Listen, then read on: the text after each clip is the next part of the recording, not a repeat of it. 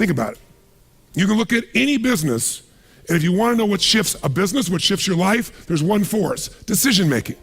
Decision-making is the force that shapes destiny, personal, corporate, business destiny.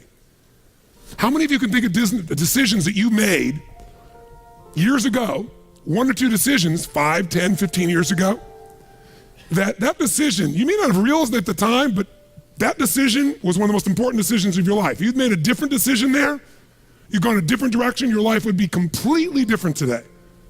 Who can relate to this in your life? Say I. The secret then is getting darn good at making more effective decisions. Now, by the way, are we always going to make the right decision, yes or no? Absolutely not, no way in a million years. But most people don't have the guts to make the tough decisions because they want to make the right decision, so they make no decision. And that's a decision. Isn't it true? And what happens is the world takes them over. So decision-making is the power. Now, there's 3 decisions you're making every moment of your life and of your business. And you're making it right now in this room. And if you're watching here on film especially, you might make some decisions because you're not in the environment that's different. But the first decision you're making every moment of your life that affects your life and business is, what are you going to focus on? Because whatever you focus on, you're going to feel. So as a business owner, every employee you have each day comes in and they make decisions about what to focus on. Some people focus on their own needs, some people focus on the customer's needs. Is that going to change the quality of what your business does? How it does, yes or no? A little or completely? Completely. Some people focus on what they can't control every day.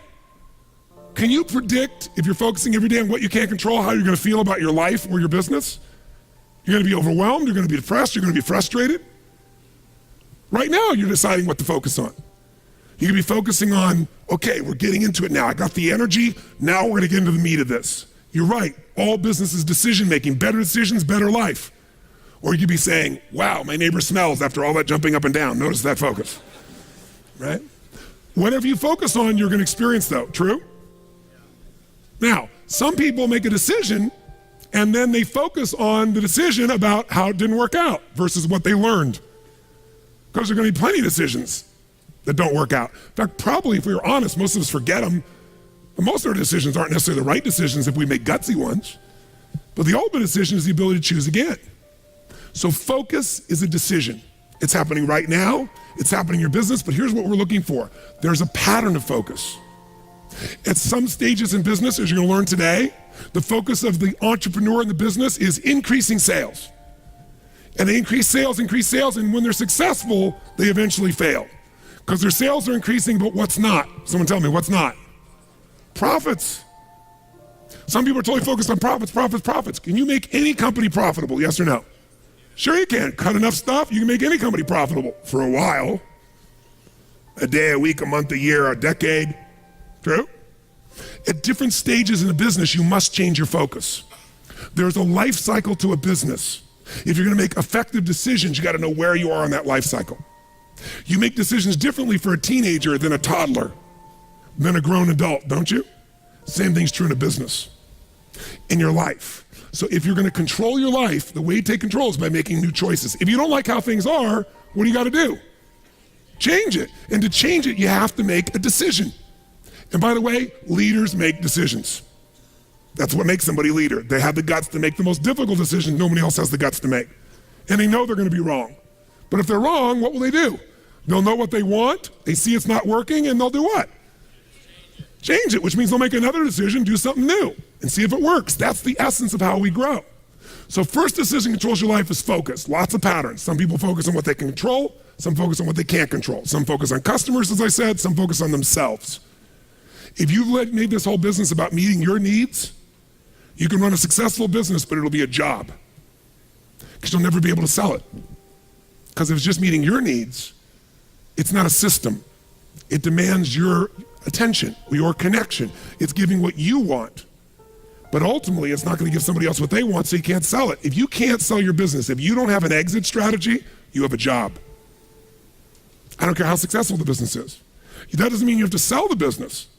But one of the most important decisions you make in business is, ultimately, if I was going to sell this, if I chose to, I have to know who would I sell this to so that I have long-term value, not just an income along the way. I have this critical mass hit. I get a multiple of my business. And most people don't have a clear exit strategy. They think I'll come up with that someday. You gotta start with that end in mind. That's gotta be part of your focus if you're gonna be successful in your business. I can remember a gentleman who built CAA in Hollywood. It was the largest, most successful agency, right? Michael Ovitz, remember that name? He put together Nike and Coca-Cola and these billion-dollar deals. And eventually Mike Ovitz went to go sell that business. He'd never thought through an exit strategy and he got almost nothing for it. Because the laws prevented him from selling it to a studio. He had to sell it to some of his employees for pennies on its real value. Now Mike found a way to make money later on in another place off of Disney. But the bottom line is, the guy didn't have an exit strategy. Even though it was brilliant, made lots of money, in the end didn't get the value. Focus. Your first decision is, what are you gonna focus on? Second decision, the minute you focus on something, you're gonna feel it. So if you focus on, oh my God, the economy's coming apart. My industry's, people are not buying my product or service, they're shutting it down. Consumers are not spending the money. Is that gonna affect your state, yes or no? Now, should you lie to yourself and just pretend there aren't challenges? No, but you're gonna have to focus instead on, what am I gonna do? What's the need that's still there? In any marketplace, there's always still people buying. I've seen it throughout the years. Even in some simple little business, let's say you're a realtor, you have your own little real estate office, or you kind of your own salesperson, you got a couple people that work with you that help you leverage yourself. Something that simple. I remember years ago, I met a woman named Marty Rodriguez. She's from the town I grew up in. She came to one of my seminars, and then she would be sitting in the front row, and in a year, I may have done 25 seminars. She was probably at 10 of them, same seminar, in the front row. This is a woman who was the #1 real estate agent for Century 21 in the free world. 9 out of 11 years. I watched her in good times make money, in the worst times make money. A few years ago, she sold more real estate in the city she's from than the entire multiple listing service of other agents combined. One person. Now she built it into a business. She's got a whole team that runs it, but it's still her. She built the brand. How does she do well when it's going horrible? She says, I love when the economy gets terrible because it gets rid of all those flaky realtors. All those flaky mortgage brokers. There's so many of them. They got in the business, was going up, and they all got successful because they were on a trend. When the trend crashed, they all left me all the business. She loves these times. But the reason is her focus is different. Does that make sense? Completely different focus. So, when you're focusing, you gotta decide what I'm gonna focus on. But as soon as you focus on something, even if it's not true, you're gonna feel it. So if you think someone tells you, someone screwed you over, they took advantage of you, and you're like, what? And you're all upset, and you picture it in your mind, and now you're angry. And then later you go to confront this person, and you find out it wasn't true. Who's ever had something like this happen and felt like an idiot? Raise your hand and say, I. But when you focus on it, does it control you? Do you feel it, yes or no? So just write, focus equals feeling. Whatever you focus on, you're gonna feel. And as a leader, you're gonna have to manage those feelings. And you're gonna do it by managing your focus. By the way, if you're gonna lead other people, do you have to create a focus for the company, for the organization to be successful, yes or no? You gotta find yourself, what are people focusing on? It's affecting all the decisions in the company. So as soon as you focus on it, finally get to decision number 2. Decision number 2 is, what does this mean? When you focus on something, you gotta give it a meaning. Is this the end or the beginning? If you think this is the end of your business, the end of opportunity, the end of our economy, are you gonna feel differently and act differently than if you think it's the beginning, yes or no? See, the difference between Joe Kennedy with $4 million in 1929 and Joe Kennedy with $180+ million in 1932, that big a jump, different focus, different meaning. When everybody else said it was the end and they were focusing on how to survive, he was focusing on how to take market share, he was focusing on what the opportunities were. The meaning for him was, is this the greatest opportunity of my lifetime? There'll never be another time like this. And he made enough money in that time that took care of all his heirs after that for decades to come. All because he had a different focus and a different meaning. Listen, if you're in an intimate relationship and you think it's the end of that relationship, are you gonna treat that person the same way as if you think it's the beginning, yes or no? No, somebody's laughing over here, they know, no way. But you know what? In the beginning of a relationship, what will you do for somebody you love? What will you do for them? Come on, what? What? If they say, would you take out the trash? What do you say? I'll take out the trash, of course. What else would you like me to do? Isn't it true? After 3 or 4 years, they say, or 5 or 7, they go, will you take out the trash? Person goes, what do I look like, your janitor? And they go, I don't know what it is. We don't seem to have the same attraction. I don't know what happened. Here's what I tell people.